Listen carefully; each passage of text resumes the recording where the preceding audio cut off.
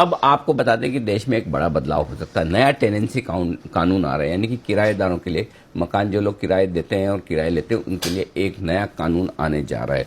वो कानून की क्या खास बातें हैं, डिम्पी बताने के लिए तैयार है हमारे साथ। डिम्पी बताइए। बिल्कुल अनिल जी, पहले मैं इसके जरा कानून के बारे में बता दूं, इस कानून के अंदर क्या सरकार करने वाली है। तो केंद्र सरकार का ये ड्राफ्ट है जो सदन के अंदर रखा गया है, इस पे बातचीत होगी और उसके बाद ये पास हो जाएगा तो राज्यों में आएगा। केंद्र सरकार एक मॉडल टेनेंसी एक्ट बनाने जा रही है, उसके बाद इसकी तैयारी चल रही है। कानून पास होने पर इसको सभी राज्यों को भेज दिया जाएगा। इसकी तैयारी कीजिए। इसके अंदर होगा क्या, इसके अंदर एक नई रेंट अथॉरिटी बनाने की बात कर रही है सरकार कि एक अथॉरिटी बनाई जाएगी। डिस्ट्रिक्ट कलेक्टर इस अथॉरिटी के मुखिया होंगे और यही अथॉरिटी तय करेगी कि किराया कितना होना चाहिए। ये किराया भी तय करेगी, कितना किराया बढ़ना है, किराया कितना कम होना है, ये सारा अथॉरिटी को अधिकार मिल जाएंगे और दोनों पक्षों को इसी अथॉरिटी के पास जाना होगा जहां से तय हो जाएगा कि कितना किराया हम फाइनल कर रहे हैं। अभी तक कोई ऐसी नोडल एजेंसी नहीं थी, अब सरकार अथॉरिटी बनाने जा रही है जो स्पेशली रेंटल के लिए होगी, क्योंकि अगर आप एक शहर से दूसरी जगह जाते हैं तो हवा हवा में भी कई बार किराए बहुत ज्यादा बढ़ जाते हैं। तो अथॉरिटी को ये पूरे राइट दिए जा रहे हैं।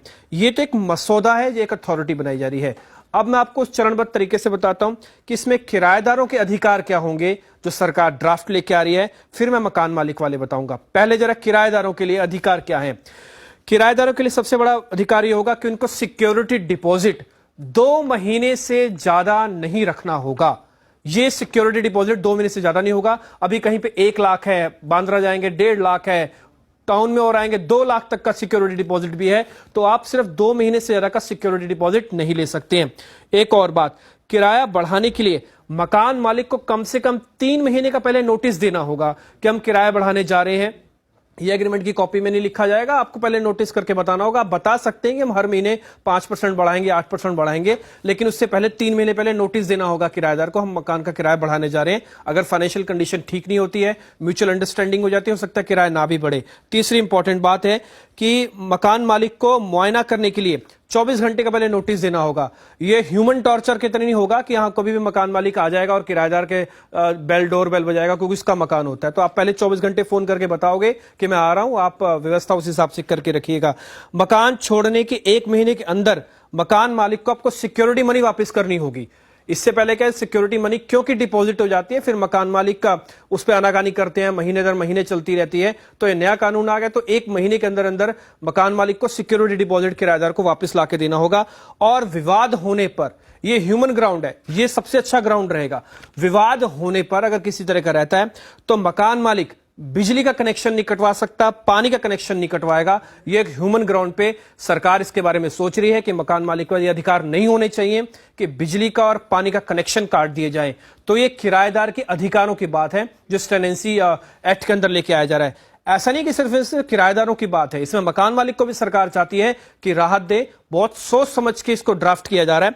पहला बात, समय पर अगर मकान आपने खाली नहीं किया तो किराएदार को पहले 2 गुना किराया देना होगा, फिर 4 गुना किराया देना होगा। मान लीजिए आप 30,000 रुपए दे रहे हैं तो फिर आपको 60,000 और फिर 60,000 का डबल 1,20,000 तक का किराया प्रावधान पे लग जाएगा। फिर आप देखते हैं कैसे उस मकान में रहते हैं। दूसरी बात, किराए के मकान का रख रखाव किराएदार को ही देना होगा।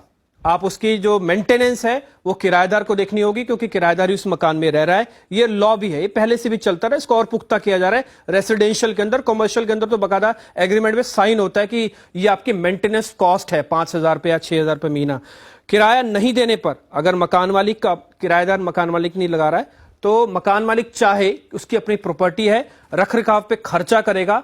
जो डिपॉजिट किराएदार ने जमा करवाया मकान मालिक के पास उसमें से पैसा काट ले, मकान मालिक उसमें से पैसा काट ले अगर मकान मालिक वो पैसे का रखरखाव करवा रहा है।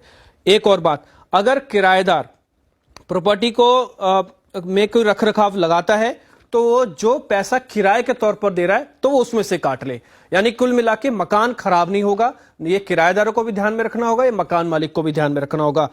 और प्रॉपर्टी को नुकसान पहुंचता है तो मकान मालिक को बताना जरूरी है। किराएदार ऐसा नहीं है कि बिना बताए चला जाएगा, बाद में पता लगे पुराने किराएदार तो बिजली के बल्ब तोड़ गए और ट्यूबलाइट नहीं थी और दरवाजे के चौखटें हिली हुई हैं। तो अगर, क्योंकि मकान मालिक के जो अमूमन एक मकान वो दूसरी जगह पे रहते हैं तो उनको पता नहीं चलता, तो एक किराएदार को नोटिस करवाना होगा लिखित में, देखिए जब मैं था तो ये दरवाजा ठीक था, अब दरवाजा हिला हुआ है तो आप ठीक करवा लीजिएगा। तो ये कुछ अधिकार है जो मकान मालिक को और किराएदार को दिए जा रहे हैं। ये इंश्योरेंस कंपनियां जो सर्वे करती है ना, वैसे होगा कि पहले मकान कैसा था और बाद में मकान कैसा। हाँ। लेकिन ऐसा लग रहा है मुझे आपका फोकस है ना ज्यादा किराएदारों के फेवर में लग रहा है। ऐसा क्यों सर? इसलिए क्योंकि ये है ही एक ना अपने में टेनेंसी, तो एक तो किराएदारों के लिए बनाया गया है, दूसरा आपको ध्यान होगा सर बजट वाले दिन हमारे साथ हिरण नंदानी साहब जुड़े थे।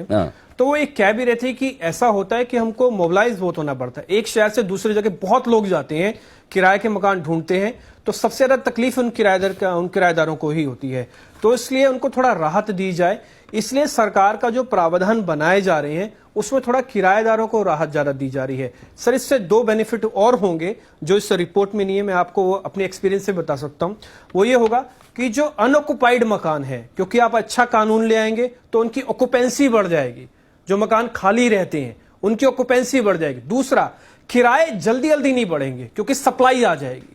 एक ही एरिया के अंदर आपके जो मकान खाली पड़े थे, किसी वजह से डर था, आप किराए पे नहीं देते थे, जब वो डर निकलेगा सप्लाई आएगी, किराए नीचे रहेंगे। तो बॉम्बे जैसी जगह पर, बेंगलुरु जैसी जगह पर, हैदराबाद जैसी जगहों पर किराएदारों को जरा तकलीफ नहीं होगी।